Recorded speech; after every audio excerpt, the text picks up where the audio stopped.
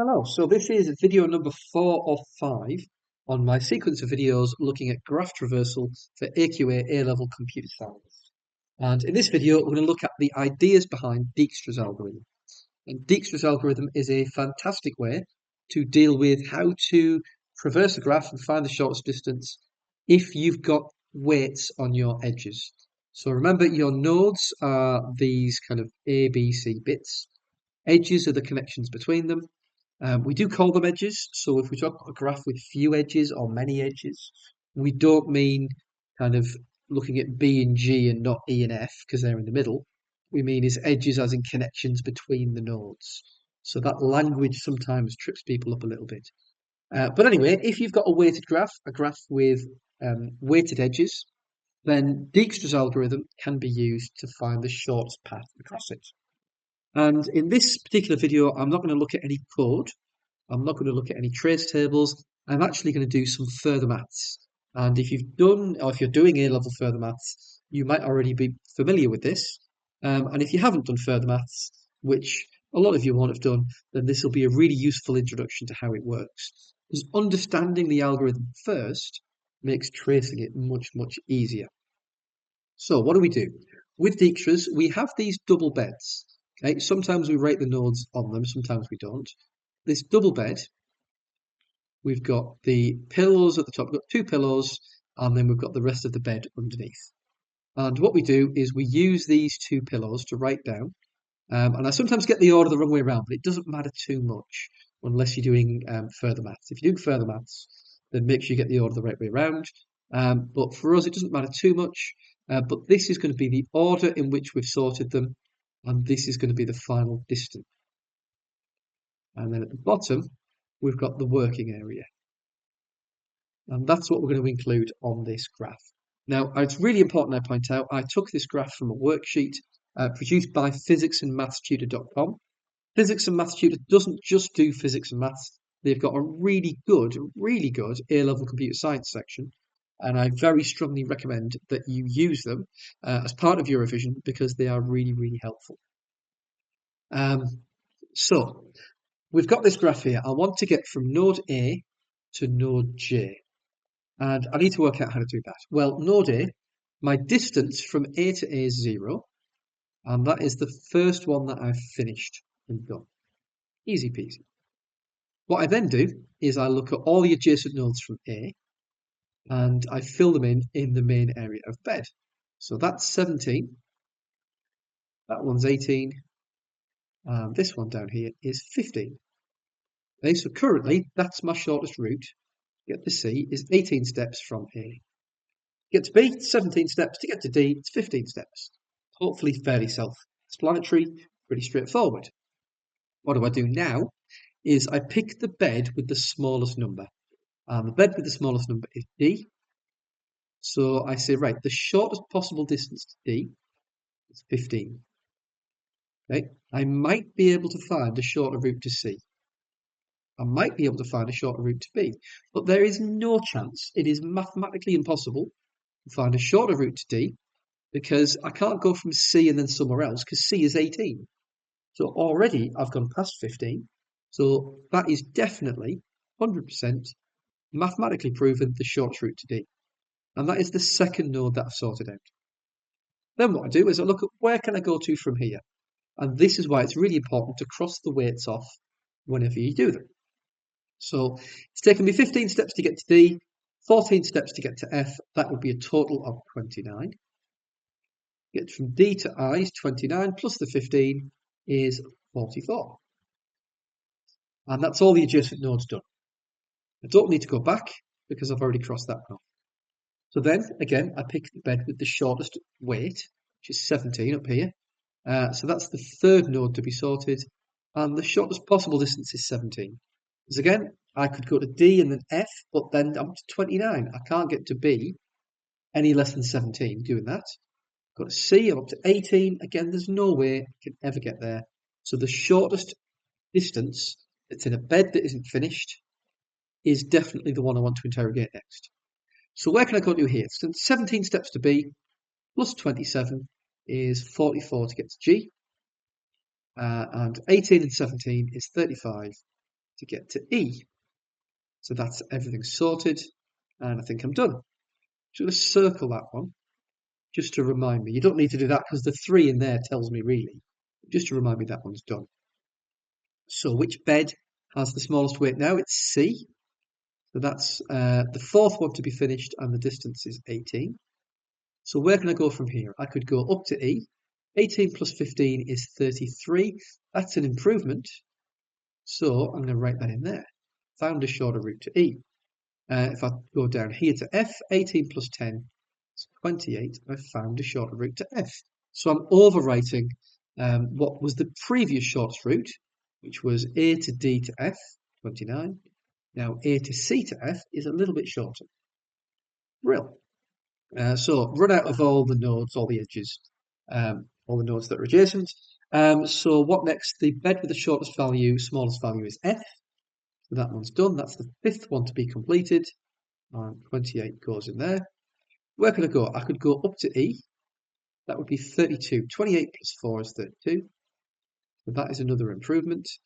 28 plus 17 is 55. 28, 38, no it's not, it's 45. Oh, that sounded wrong. And 28 plus 13 is 41. That's an improvement there as well. So that's all done. Where could I go next? The shortest and smallest, let me say the same words at the same time, is E at 32, which is the 6th node to be done. If I follow that up there, 32 plus 6 is 38. And 32 plus 12 is 44. So that's an improvement as well. That's all my edges finished off. The smallest bed now is G, which is 38. And that's my 7th node to be done. From there, the only place I can go is J, which is 38, 48, 53. Smallest bed now is I. So that's 41, and that is the 8th node to be finished. I could go up to H at 44. That's the same, it's no improvement, so I won't bother doing that.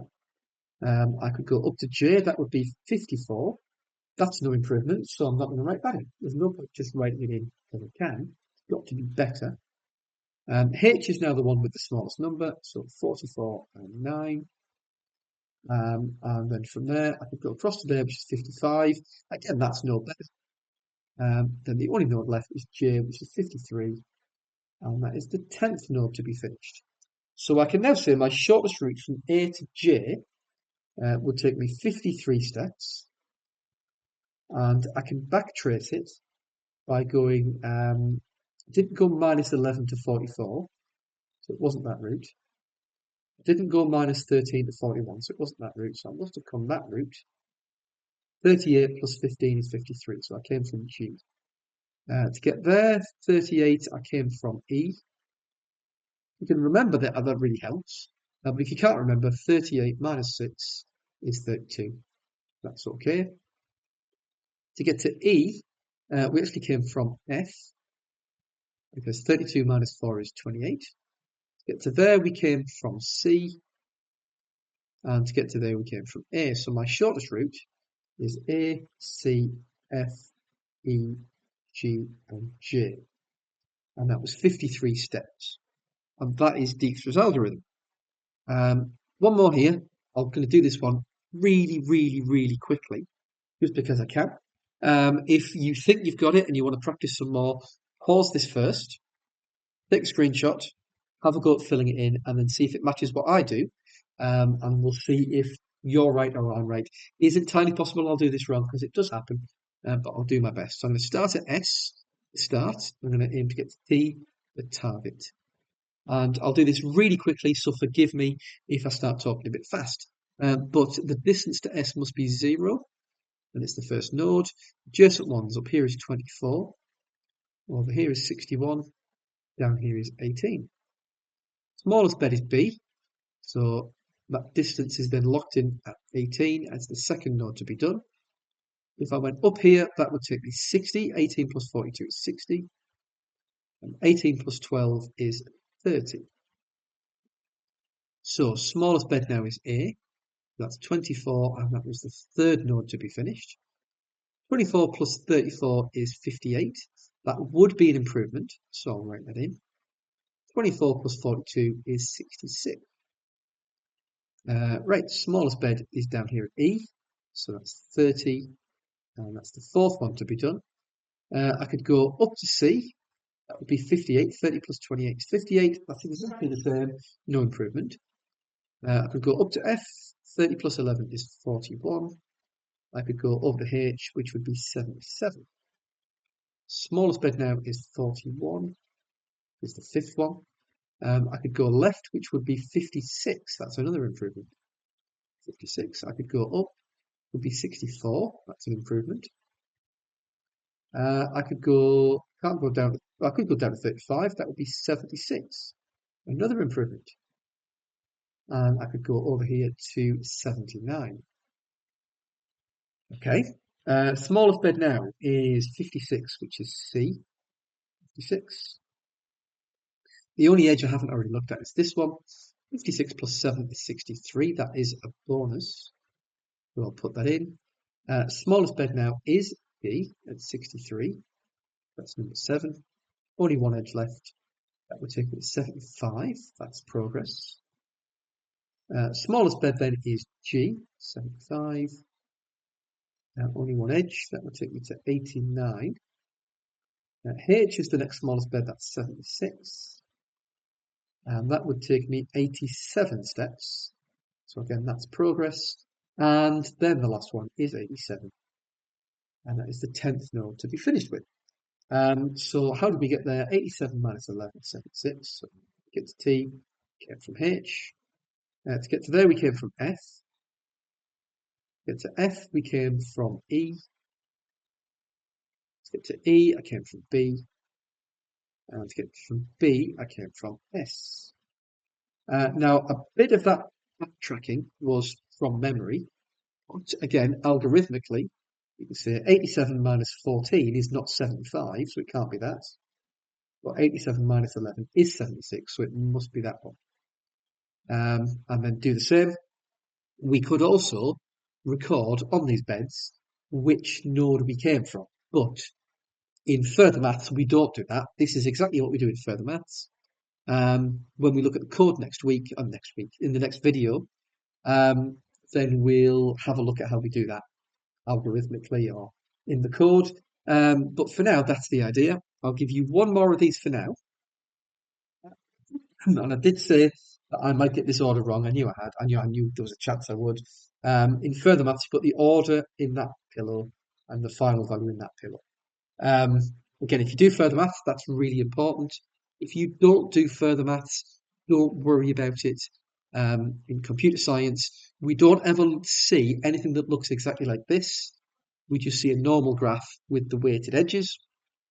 But if you can follow the further maths algorithm, kind of in English or in kind of normal, simple, plain language, then understanding the code becomes much simpler. So that is your third one. Again, pause it, print it out, have a go, and try and get it done. I'm not going to show you any more of these, but if you want some more, there are loads and loads and loads of them on the Physics and Maths Tutor website.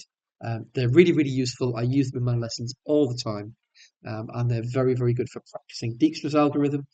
And like I say, the more confident you get doing it in this format, the easier it will be when you start looking at the code in the next video. So as always, have fun with it, good luck, and I'll see you in the next video.